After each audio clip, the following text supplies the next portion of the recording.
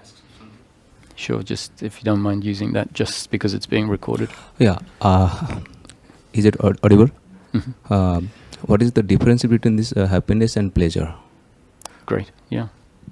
So, if just, I'll answer the question, but I'll just expand something in between, if you don't mind. But it's a fantastic question. It's actually the beginning of this teaching, because we've asked the question, what am I looking for? The suggestion is that we're looking for happiness. When we look at our actions, we see that our definition of happiness up to now is happiness is to be found in outcomes, in pleasure.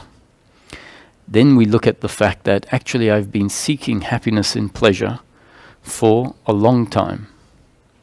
I get pleasure from time to time, and what it delivers is pleasure, meaning short-term pleasurable feelings.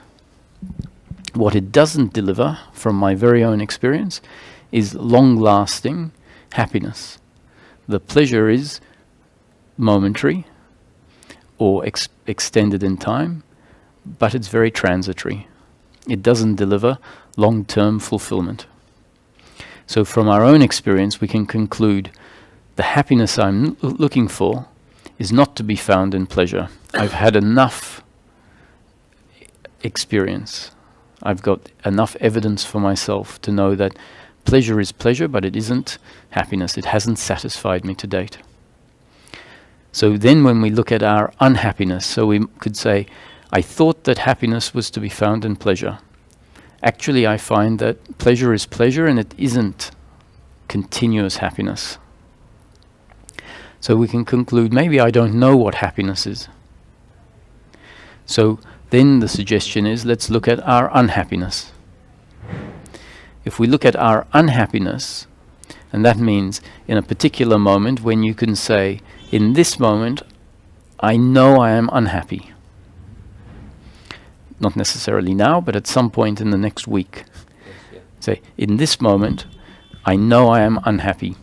And when we feel that unhappiness, the suggestion here is that it will be in one of these 5 forms: guilt, blame, pride, worry or anxiety, expectation or attachment to outcomes. Yeah. So each time we confirm I'm unhappy now, and each time we see that what is functioning is one of these 5 forms of suffering, then we say, my unhappiness is in practical terms. We've seen this for ourselves. My unhappiness is either guilt, blame, pride, worry and anxiety, expectation or attachment to outcome. Then the suggestion here is that happiness for the human being turns out to not be pleasure in the flow of life. The flow of life, as it unfolds moment after moment, is always either pleasure or pain. Life is pleasurable if it unfolds in line with our biological preferences, and it's painful if it flows out of line with our biological preferences. So that is the definition of pleasure and pain. Pleasure is that which is in line with our biological preferences, but it's transitory and it's dependent on circumstance. It turns out that happiness for the human being is happiness through peace of mind.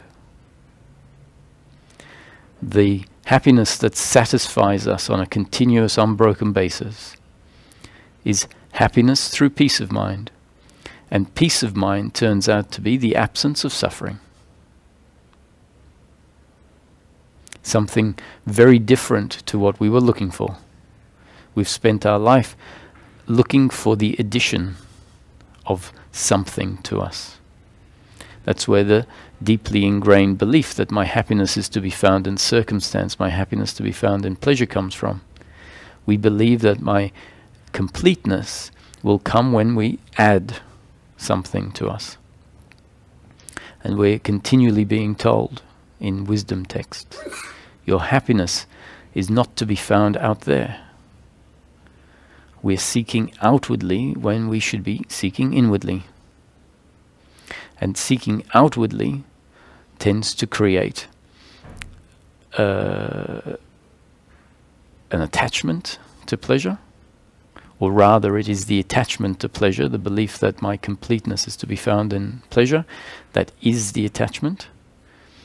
And then we become obsessed with the external world. And when awareness is continually focused on the external world, that which is inside, that's always there, has always been there, doesn't get recognized.